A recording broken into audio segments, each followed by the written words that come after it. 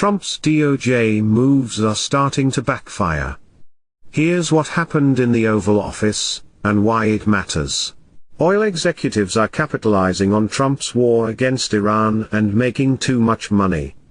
He singled out Chevron and warned it to make gasoline cheaper even though he called himself a big free enterprise guy.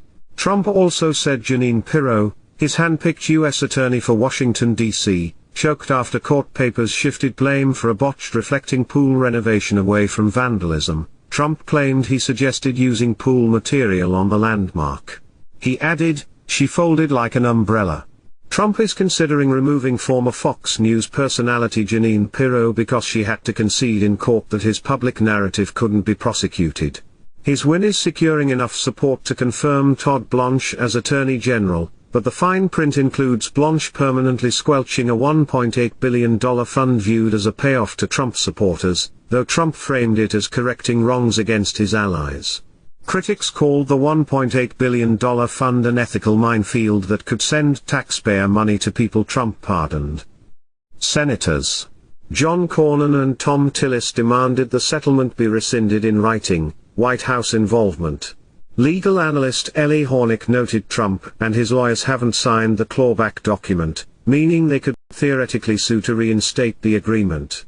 Ellie Hornick argued Blanche's written promise accomplishes essentially nothing legally. Cornyn and Tillis have also urged Republicans to move on from Trump's voting restrictions bill requiring proof of citizenship in addition to voter ID, despite no evidence of mass voter fraud. Trump's pressure hasn't produced the votes to pass it.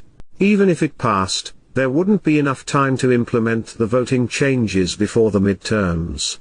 Tillis and Cornyn won't be on the ballot in November. Tillis isn't running again, and his North Carolina seat is seen as a Democratic pickup.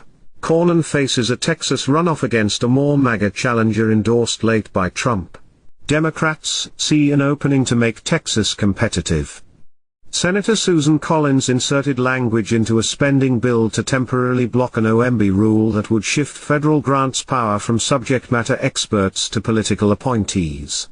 Collins, running in a state Trump won in 2024, is in a tight re-election race as Trump's approval drops to about one-third in a CNN/SSRS poll. Trump's approval is near historic lows, comparable to the end of his first term after January 6. Two main drags are the economy and the war he launched on Iran. Trump predicted the war would be short and give the US more control over oil markets, but it hasn't played out that way. The Strait of Hormuz is effectively closed and negotiations are unclear.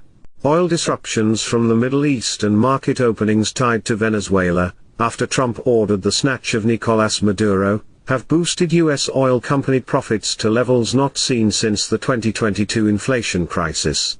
The comparison evokes how economic pain, and perceived denial of it drained momentum from Biden's presidency. That concludes our report on the latest political developments surrounding President Donald Trump.